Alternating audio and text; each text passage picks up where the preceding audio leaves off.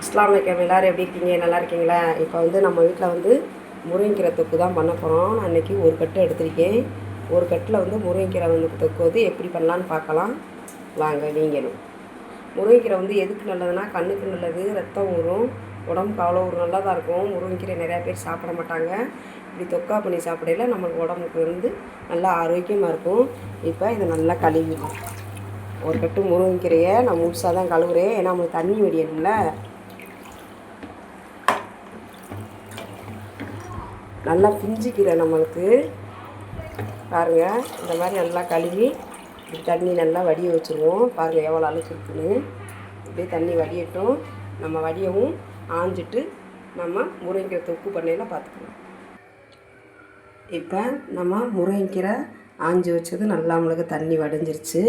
இப்போ இதுக்கு தேவையான மசாலா இந்த தொக்கு வைக்கிறதுக்கு இதில் 2 ஸ்பூன் வந்து தனியா, 2 ஸ்பூன் வந்து கடலப்பருப்பு, 1.5 ஸ்பூன் வந்து ஜீரகம், 1.5 ஸ்பூன் வந்து கடுகு, 1 ஸ்பூன் வந்து வெந்தயம், இது வெள்ளை உளுந்து வந்து நம்ம 2 ஸ்பூன் எடுத்து வச்சுக்கிட்டோம்.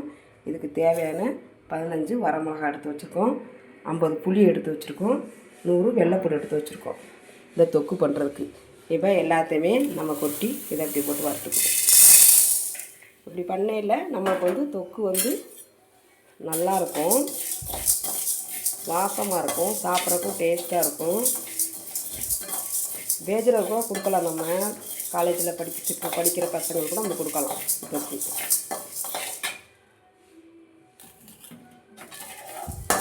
நிறையா பிள்ளைய இப்போ கீரையே சாப்பிட்றதே இல்லை. இப்படி செஞ்சு சாப்பிடையில நல்லாயிருக்கும். உளுந்து கடலப்பருப்பு இப்படி வறுத்து பண்ணையில் நம்ம கம்மன் இருக்கும், சாப்பிட்றதுக்கும் நல்லாயிருக்கும். ஃப்ரிட்ஜில் வச்சு எப்போ வேணாலும் சாப்பிட்டுக்கலாம். நமக்கு தேவைன்னா எடுத்து போட்டு சாப்பிட்டுக்கிறோம். இப்போ எல்லாமே கறியிடக்கூடாது, நல்லா அதை வறுத்துக்கிறோம். பாருங்கள், இப்போ இந்த அளவுக்கு நல்லா நமக்கு பொரிஞ்சுக்கிட்டு இருக்குது. இப்போ நமக்கு கறியிடக்கூடாது. இந்த டயத்தில் நம்ம எடுத்து இதை ஆற வச்சு நம்ம வந்து பொடி பண்ணிக்கிறோம். பாருங்கள் எப்படி பொரியுதுன்னு, கறியிடக்கூடாது. இந்த தட்டில் கொட்டி இப்படியே ஆற வச்சு இப்போ நம்ம 15 மிளகாய் எடுத்த வரமிளகாய் எடுத்து கொட்டி வறுத்துக்கணும்.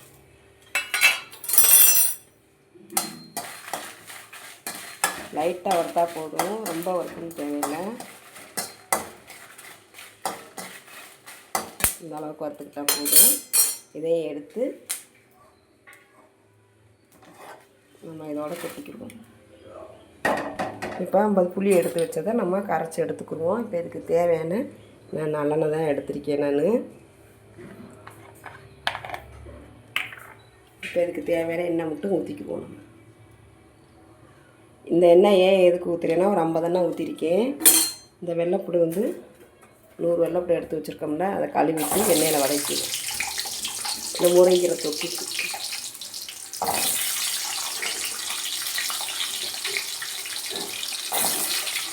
வெள்ளைப்பூடி வந்து நல்லா சவக்கிற அளவுக்கு நல்லா சவந்துக்கிறணும்.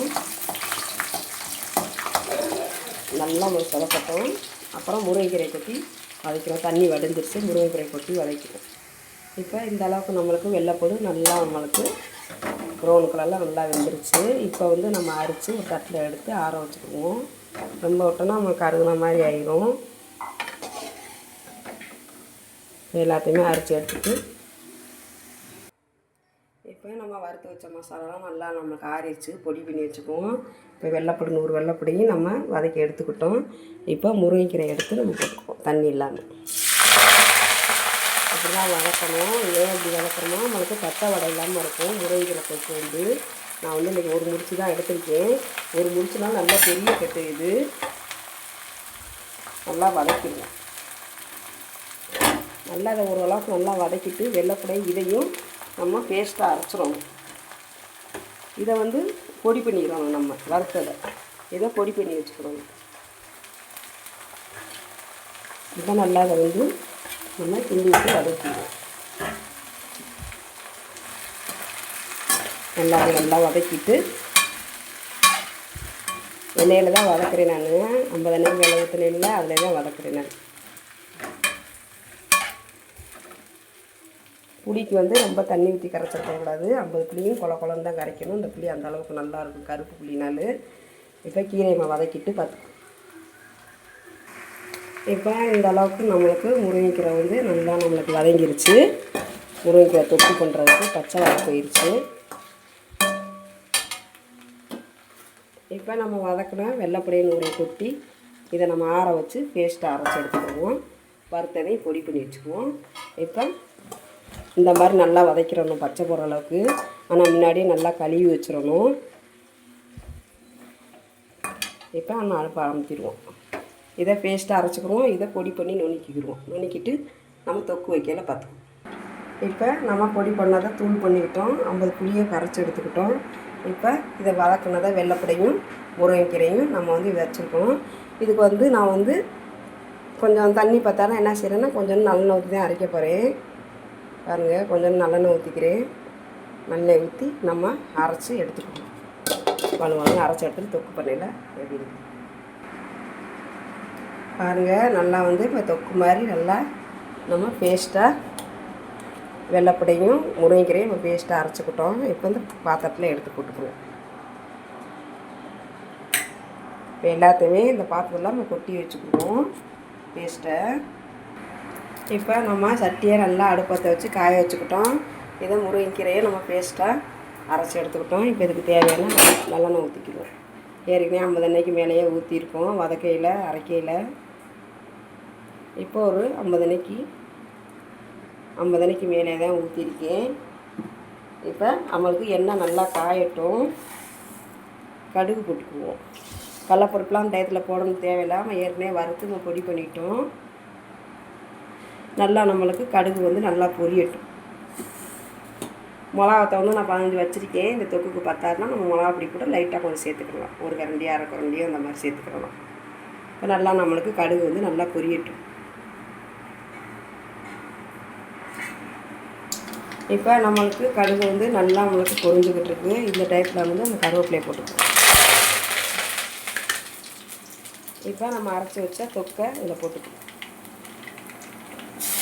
கருவேப்பிலையும் வெள்ளைப்பூடும் வந்து எண்ணெய் ஊற்றிருக்கோம் அரைக்கையில்.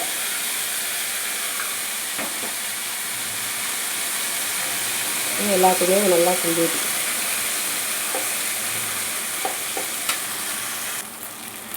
இப்போ எல்லாத்தையுமே வலித்து நம்ம போட்டுக்கிட்டோம். தொக்கை பூரா நல்லா நம்மளுக்கு எண்ணெய் நல்லா வதக்கிடுவோம். எண்ணெயோடு இருந்தால் தான் அந்த தொக்கு வந்து ஒரு வாசம்னாலும் கெடாமல் இருக்கும்.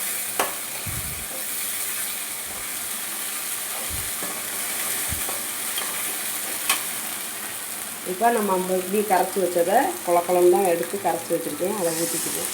50 புளி நல்லா நம்மளுக்கு பச்சை வாடை நல்லா போகணும் இந்த தொக்குக்கு.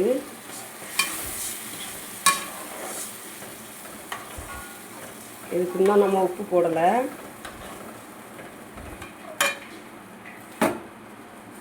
இப்போ நம்ம பொடியாக எல்லாம் வறுத்ததை எல்லாத்தையுமே போட்டுக்குவோம். எல்லாமே போடுறதே தான் நம்மளுக்கு வந்து நல்லா டேஸ்ட் கொடுக்கும். நம்ம உரப்பு பார்த்தாருன்னா தனி மிளகாப்பொடி ஒரு 1/4 ஸ்பூனோ 1/2 ஸ்பூனோ சேர்த்துக்கிறலாம். இந்த உளுந்து கடலப்பருப்புக்கு இந்த மல்லி வறுத்தது ஜீரகம் வெந்தயம் கடுகு எல்லாமே போட்டதுக்கு அந்த அளவுக்கு டேஸ்ட்டாக இருக்கும் தொக்கு. எண்ணெய் எவ்வளோ ஊற்றி பண்ணுறோமோ அந்த அளவுக்கு நம்மளுக்கு கெடாது. 1 மாதம் 1.5 மாதம் வச்சாலும் ஃப்ரிட்ஜுக்குள்ளே வச்சு சாப்பிடலாம். பேச்சுலருக்கு ரொம்ப யூஸ் ஆகும். நம்ம வீட்டுக்கும் முடிக்கு நல்லது, கண்ணுக்கு நல்லது, உடம்புக்கு நல்லது.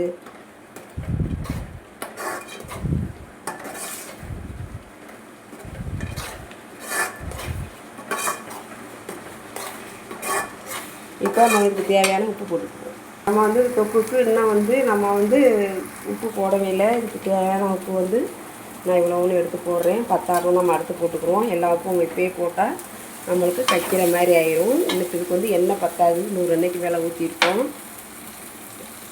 இப்போ இதுக்கு தேவையான எண்ணெய் ஊற்றிக்குவோம். எண்ணெய் எவ்வளோ ஊற்றுறோமோ நமக்கு வந்து தொக்கு நல்லாயிருக்கும். இப்போ எப்படியும் குறைஞ்சது 150 எண்ணெய்க்கு மேலே ஊற்றிருக்கோம். இந்த ஒரு கட்டு கீரைக்கு அப்படி ஊற்றலாம். நம்மளுக்கு வந்து எண்ணெயாக இருந்தால் தான் நம்மளுக்கு இது கெடாமல் இருக்கும். இப்போ நல்லா எல்லாமே நல்லா வேகட்டும் நம்மளுக்கு. இப்போ இந்த தொக்குக்கு நம்ம 15 மிளகா போட்டது நம்மளுக்கு அதுவே நல்லா உரப்பாக இருக்குது. இது நல்லா உரப்பு மிளகா, அதனால் நல்லா உரப்பாக இருக்குது. உங்களுக்கு தேவைன்னா நீங்கள் எக்ஸ்ட்ரா மிளகா பொடி வந்து போட்டுக்கிறலாம். ஆனால் எங்களுக்கு இது கரெக்டாக இருக்குது. இதுவே நல்லா உரப்பாக இருக்குது. பாருங்கள், 150 எண்ணெய்க்கு மேலேயே ஊற்றிருக்கேன். எண்ணெய் எப்படி குடிச்சிட்டு பார்த்தீங்களா? இப்போ சிம்மில் வைக்கையிலே தான் நம்மளுக்கு வந்து இந்த எண்ணெய் வந்து நம்மளுக்கு மேலே நிற்கும். இவ்வளோ நேரம் நல்லா பிடிச்சிச்சு. இப்போ நம்ம சிம்மில் வைக்கவும் கரெக்டாக நார்மலாக ஆயிடுச்சு. பாருங்கள் முருங்கைக்கீரை தொக்கு எந்த அளவுக்கு எப்படி இருக்குன்னு பார்த்தீங்களா? இது உடம்புக்கு அவ்வளோ நல்லது நம்மளுக்கு. நல்லா சுடு சொத்தில் போட்டு பெனம் சாப்பிட்லாம், சப்பாத்தி சாப்பிட்லாம், இட்லிக்கு சாப்பிடலாம், பழைய சொத்து கூட சாப்பிட்லாம். இப்போ நான் ஒரு ஸ்பூன் வந்து நாட்டு சக்கரை வந்து இந்த இனிப்பையும் உரப்பையும் புளிப்பையும் பேலன்ஸ் பண்ணி கொடுக்கும். அதுக்காக நாட்டு சக்கரை சேர்த்துக்கிறேன். பாருங்கள் சிம்மில் இருக்க நம்மளுக்கு வந்து எண்ணெய் பாருங்கள் எந்த அளவுக்கு பிரிஞ்சு வந்துருக்கு பார்த்தீங்களா? இதை நம்ம ஒரு பாட்டில் அடைச்சி போட்டு வச்சுக்கலாம். நம்ம பிள்ளைய காலேஜில் இருக்கோ ஹாஸ்டலில் இருக்கோ இந்த மாதிரி தண்ணி நம்ம ஒரு பாட்டில் போட்டு கொடுக்கணும். அது வாட்டி சாப்பிட்டுக்கலாம். வீட்டுக்கும் இது வச்சுக்கிறலாம். அந்தளவுக்கு டேஸ்ட்டாக இருக்கும், நல்லாவும் இருக்கும். இப்போ நம்ம சிம்மில் கொஞ்சம் நேரம் இருக்கட்டும். சிம்மில் வச்சா தான் நம்மளுக்கு எண்ணெய் நல்லா பிரிஞ்சிடும். 150 எண்ணெய்க்கு மேலேயே தான் ஊற்றிருக்கோம் நல்லா. ஆனால் இது நல்லெண்ணெய் மட்டும் தான் யூஸ் பண்ணணும். கோல்டுனா எதுவுமே யூஸ் பண்ணக்கூடாது. நல்லெண்ணெய் பண்ணி தான் அந்த தொக்கு வந்து நமக்கு நல்லாயிருக்கும். ஊறுகாய் இருந்தாலும் தொக்காக இருந்தாலும் நல்லதாக யூஸ் பண்ணணும். இப்போ நல்லா நம்மளுக்கு சிம்மில் இருக்கட்டும். பாருங்கள் இப்போ முருங்கைக்கீரை தொக்கு வந்து எந்த அளவுக்கு நம்மளுக்கு எண்ணெய் பிரிஞ்சு வந்துருக்குங்க. 150 எண்ணெய்க்கு மேலே தான் ஊற்றிருக்கோம். பாருங்கள் இந்த அளவுக்கு எண்ணெய் பிரிஞ்சு எண்ணெய் மேலே இருந்தால் தான் நம்மளுக்கு வந்து முருங்கைக்கீரை தொக்கு வந்து கெடாமல் இருக்கும். இப்போ நம்ம உப்பு உரப்பு எல்லாமே இருக்கான்னு இந்த தயிரில் நம்ம செக் பண்ணி பார்த்துக்குவோம். போட்ட உப்பு உரப்பு எல்லாமே கரெக்டாக இருக்குது. இதுக்கு மீறி போட்டால் உப்பு கக்க செய்யும். நம்மளுக்கு அந்த பச்சை வடையே இல்லை. ஏன்னா நம்ம வதக்கி தான் நம்ம பேஸ்ட்டாக அரைச்சோம். அதனால் பச்சை வடையே இல்லை. நல்லாயிருக்கும் முருங்கைக்கீரை தொக்கு. நீங்களும் உங்கள் வீட்டில் இதே மாதிரியே ரெடி பண்ணி பாருங்கள். ரெடி பண்ணி பார்த்து சாப்பிட்டு எப்படின்னு கமெண்டில் சொல்லுங்கள். சேனல் பிடிச்சிருந்தா லைக் பண்ணுங்கள், ஷேர் பண்ணுங்கள், சப்ஸ்கிரைப் பண்ணுங்கள், கமெண்ட் பண்ணுங்கள், பெல் பட்டன் எழுதிக்கிட்டீங்க. ஹலோ ஃப்ரெண்ட்ஸ், நீங்களும் உங்கள் வீட்டில் இதேமாரி செஞ்சு பார்த்து எப்படின்னு சொல்லுங்கள். அஸ்ஸலாமு அலைக்கும் வரஹ்மத்துல்லாஹி வபரகாத்துஹு.